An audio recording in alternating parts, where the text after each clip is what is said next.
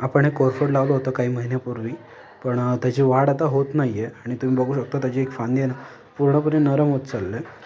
तर ह्याला आपण पुन्हा नवीन पॉटमध्ये लावणार आहोत, नवीन भांड्यामध्ये. त्याच्यासाठी आपण जुनं भांडं आहे ते कट करून घेऊया आणि जेणेकरून अलगद काढता येईल, कारण की याची माती आपल्याला नाही तोडायची आहे तसंच आपल्याला प्लांट करायचं आहे. त्यासाठी आपण एक बरणी घेतली, त्या बरणीला कट केलं आहे, माती घेतले. पहिले आपण लावलं होतं त्याच्यामध्ये फक्त माती होती. ह्यावेळेस आपण मातीमध्ये थोडंसं वर्मी कंपोस्ट देखील मिक्स करून घेतले आणि त्याच्यामध्ये आपण ह्याला लावणार आहोत. बघूया ह्यावेळेस आपल्याला त्याची वाढ कशा पद्धतीने होते हे बघायला मिळेल, कारण की याच्यामध्ये थोडेसे आपण चेंजेस केले लावताना, त्यामुळे आपल्याला बघता येईल.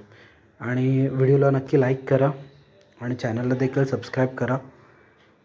ही आपण जी आहे फांदी ह्याची ती कट करून टाकणार आहोत कैचीच्या साहाय्याने, अशा पद्धतीने, जेणेकरून त्याची वाढ चांगली होईल. आणि ह्याच्याच भांड्यामध्ये आपल्याला एक छोटं बेबी ट्री मिळालं आहे, तुम्ही बघू शकता कोरफडचं. ह्याला देखील आपण प्लांट करणार आहोत दुसऱ्या डब्यामध्ये.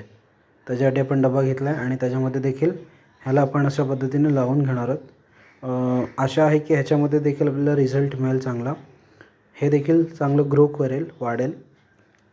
अशा पद्धतीने आपण त्याला लावून पाणी देऊन ठेवूया. बघूया हे किती दिवसामध्ये आपल्याला ह्याच्यामध्ये ग्रोथ मिळते. ती मी अपडेट तुम्हाला पुढील व्हिडिओमध्ये देईल. थँक्यू.